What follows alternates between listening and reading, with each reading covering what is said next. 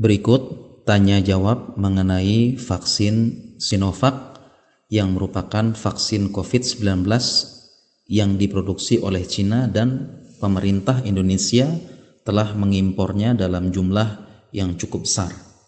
Pertanyaan pertama, mengapa pemerintah mengimpor dari Cina vaksin Sinovac, bukannya Pfizer dari Jerman yang sudah keluar uji klinisnya? Jawabannya, alasan yang pertama perlu diketahui bahwa vaksin ini butuh tempat penyimpanan.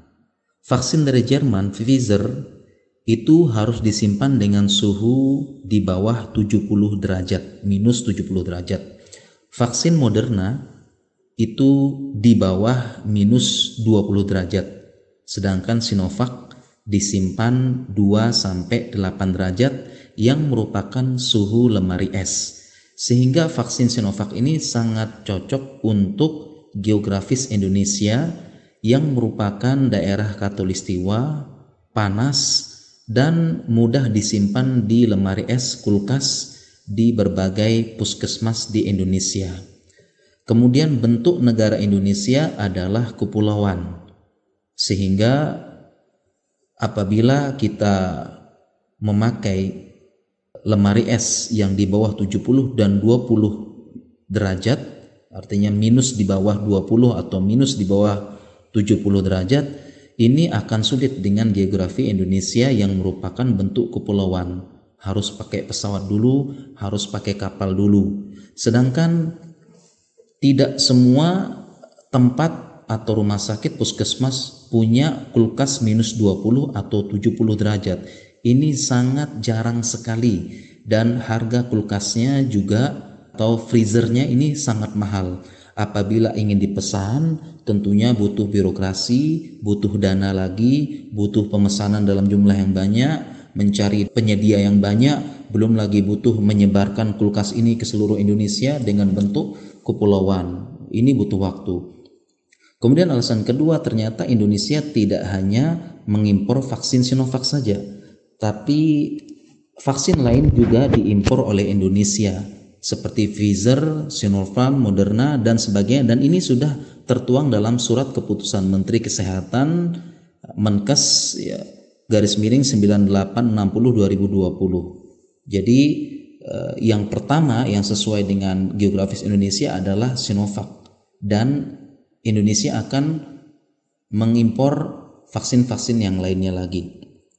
Kemudian seringkali para dokter ditanya kenapa harus Cina? Jawabannya memang kebijakan ekspor impor itu di tangan pemerintah, dan pemerintah yang ketuk palu. Tugas dokter adalah memastikan vaksin tidak dilepas ke masyarakat sampai selesai tahap uji akhir dan jelas efektivitasnya.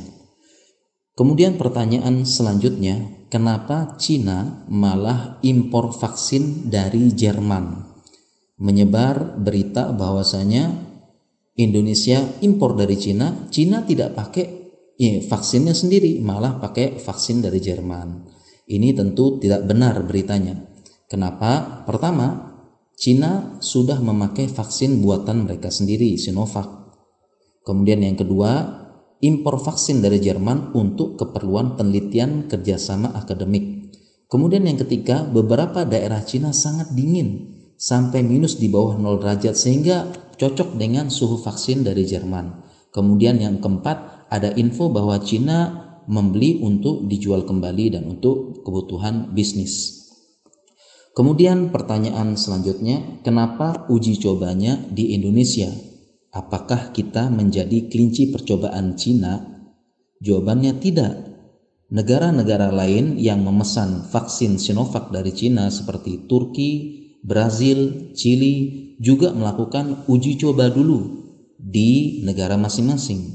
Kenapa? Karena setiap ras, bangsa itu berbeda-beda genetik dan respon tubuhnya terhadap vaksin, sehingga setiap negara pasti melakukan uji coba dulu di negara masing-masing sebelum memesan vaksin. Oke, di Cina sudah, tapi beda Cina dengan Indonesia, ras, genetik, dan respon tubuhnya, sehingga perlu uji coba dulu dengan aturan yang jelas, konsekuensi yang jelas, ya, dan dilakukan pada para sukarelawan dan tidak boleh dipaksa. Kemudian lalu bagaimana efektivitas vaksin Sinovac? Jawabannya, untuk di Indonesia kita tunggu hasilnya.